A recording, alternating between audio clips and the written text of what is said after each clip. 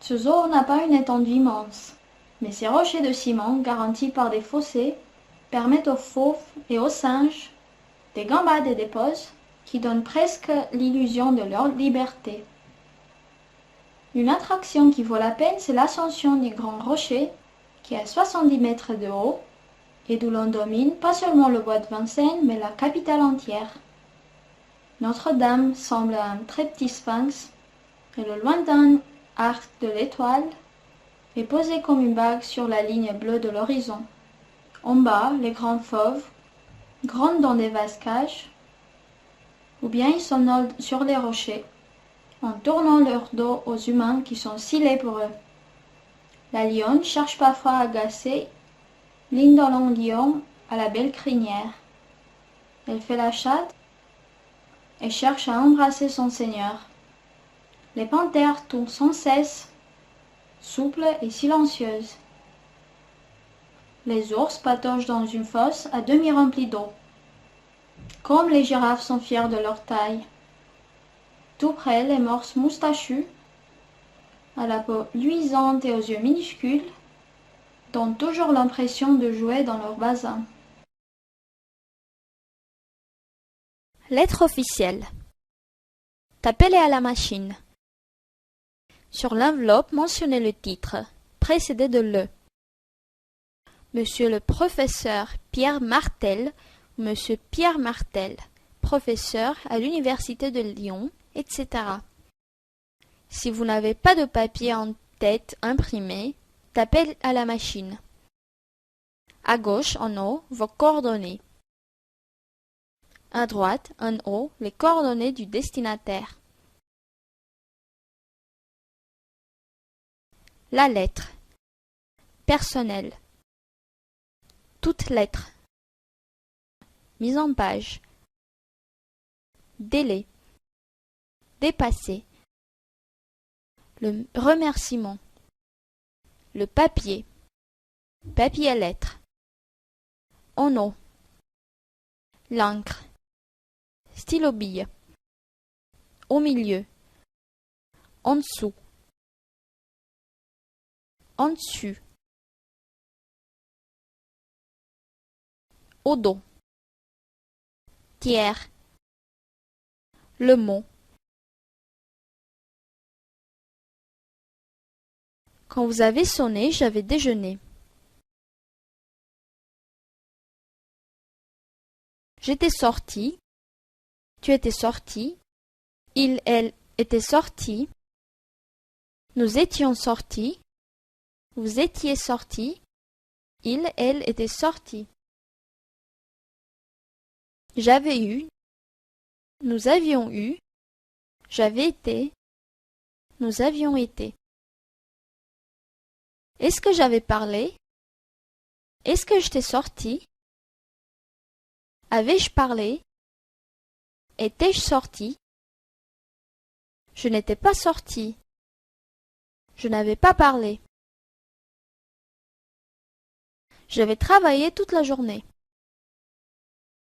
J'étais arrivé à temps. Il avait pris son petit déjeuner à 7 heures. Nous avions quitté le village depuis longtemps. Nous étions sortis avec nos amis. Ils avaient reçu de beaux livres. Ils étaient entrés dans la grande salle. Ils n'avaient pas reçu la lettre. J'avais déjeuné avec mon ami. J'étais venu plus tôt que d'habitude. J'avais fini mon travail. J'étais sorti trop tard. J'avais acheté des journaux.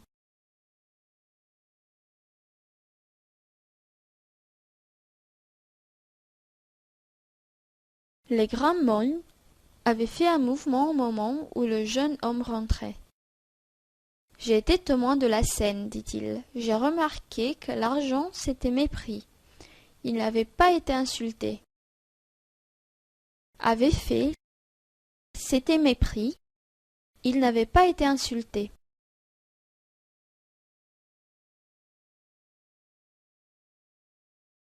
J'avais déjà accompli la mission dont vous me parliez. Je remarquai que l'argent s'était mépris. Je me suis rappelé ce que vous m'aviez raconté l'an dernier. Si tu l'avais connu, tu l'aurais aimé. J'imagine encore Sisyphe revenant vers son rocher. La bergère s'en va délaissant les moutons. Revenant, délaissant. Chantant,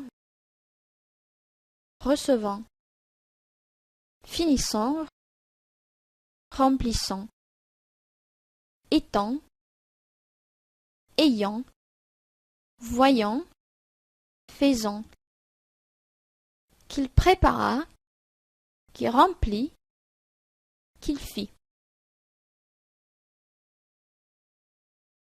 Je vais chez Jean, il m'a invité à dîner. Je suis allé chez Jean, il m'avait invité à dîner. Les spectateurs sortent du théâtre. Ils ont vu une belle comédie. Les spectateurs sont sortis du théâtre. Ils avaient vu une belle comédie. Je te donne ce livre, tu me l'as demandé. Je t'ai donné ce livre, tu me l'avais demandé. Nous allons chez lui. Il nous a invités. Nous sommes allés chez lui. Il nous avait invités. Vous êtes content. Il vous a raconté une belle histoire. Vous avez été content. Il vous avait raconté une belle histoire. Elle est heureuse. Sa mère lui a acheté une belle robe. Elle est heureuse. Sa mère lui avait acheté une belle robe. Je ne trouve pas mes amis chez eux. Ils sont allés au théâtre. Je n'ai pas trouvé mes amis chez eux. Ils étaient allés au théâtre. Est-ce que tu avais acheté ces livres? Non, je n'avais pas acheté ces livres. Est-ce que vous vous étiez promené toute la journée? Non, nous n'étions pas promenés toute la journée.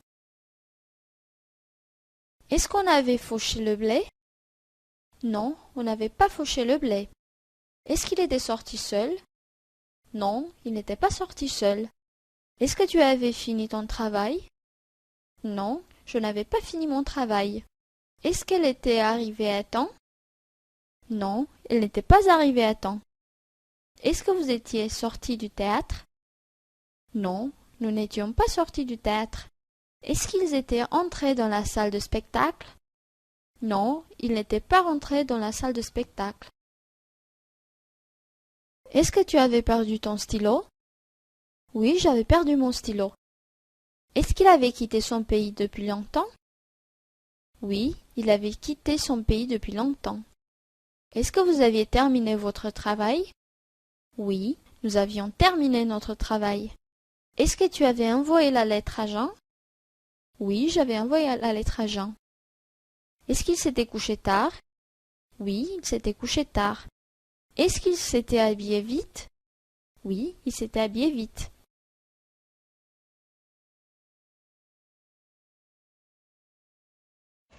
Tu sais, je voudrais acheter un chapeau. C'est difficile à choisir, il y en a tant qui sont beaux. Tu pourras m'aider à choisir le plus beau. Regardons un peu la vitrine. Tiens, que dis-tu de celui-là, rouge et blanc? J'aimerais plutôt l'autre qui est à droite. Lequel, le chapeau vert à plumes blanches? Oui, c'est très chic. T'appelles ça chic? Écoute, mon cher, je veux acheter un chapeau pour moi et non pas pour ma vieille tante. Tu sais, j'ai toujours aimé ce genre de chapeau à plumes. Non, vraiment, je serais ridicule avec un tel chapeau. Quand je le regarde, je revois tante Alice. Moi, je trouve qu'elle est toujours élégante, tante Alice. Au contraire, elle n'a aucun goût pour s'habiller. Elle porte des couleurs qui ne vont jamais ensemble. Tu es injuste. Pour son anniversaire, elle était même très élégante. Avec une jupe vert pomme, des chaussures noires et des gants marrons, on n'est jamais élégante, on est plutôt ridicule. Si tu ne veux pas acheter le chapeau à plumes, alors prends le chapeau bleu. Penses-tu? Un chapeau qui personne ne porte. Alors prends l'autre qui est à gauche. Le rouge. Je n'oserais jamais sortir avec ça dans la rue. Mais c'est la mode, ma chère. J'ai une idée. Achète n'importe quel chapeau, un jour il sera à la mode. Merci, tu as des idées, toi? Dans l'île de la Cité, berceau de Paris, à 2 pas de l'ancien Palais des Rois, aujourd'hui Palais de la Justice, s'élève la cathédrale Notre-Dame de Paris. On a travaillé à la construction de cette immense église à partir du XIIe siècle jusqu'au XIVe siècle. Tout le peuple a collaboré à cette œuvre grandiose. Notre-Dame est l'un des chefs-d'œuvre de l'art médiéval. Face au parvis, la façade présente un triple portail, une rose large de 9,60 mètres et 2 autres tours. Du haut de ces tours, 69 mètres de hauteur, dominées par la flèche, 45 mètres de hauteur, on découvre la cité, la Seine, l'immense ville de Paris. Victor Hugo a célébré ce spectacle dans ce fameux roman Notre-Dame de Paris. Mon père est professeur, le tien est ingénieur. Ton père. Ce ne sont pas ses pensées, ce sont les nôtres que le poète fait chanter en nous. Nos pensées. Lui aussi parle fort, comme presque tous. Les miens. Les nôtres étaient partis depuis longtemps. J'ai acheté un beau stylo. J'ai acheté le plus beau stylo que j'ai vu.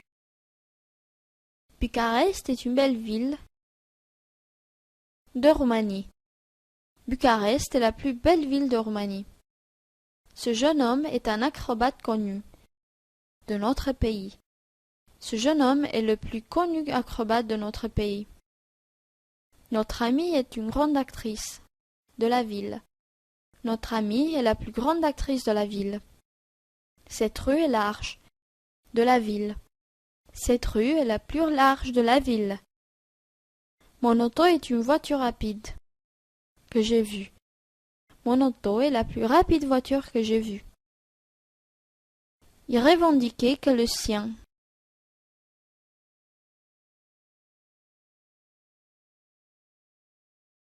Ton ami part pour la montagne, le mien ira à la mer. La valise qu'il a portée était la vôtre.